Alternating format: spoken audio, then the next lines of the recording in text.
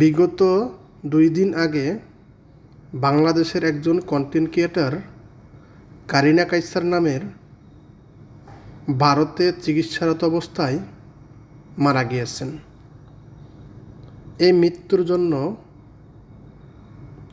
সরকার কোনো দায়ী আছে বলে আমার কাছে মনে হচ্ছে না, কিন্তু এটাকে পুঁজি করে যেভাবে রাজনীতিতে ফায়দা লুটার চেষ্টা করা হচ্ছে, বিষয়টা খুবই হাস্যকর। কিন্তু এখন পর্যন্ত 450+ শিশু হামের টিকার কারণে মারা গিয়েছেন।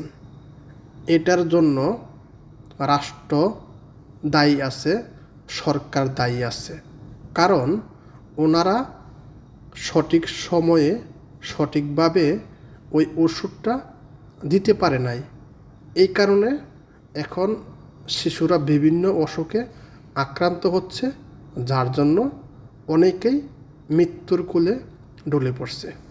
আশা করি আপনারা জিনিসটা বিবেচনা করবেন।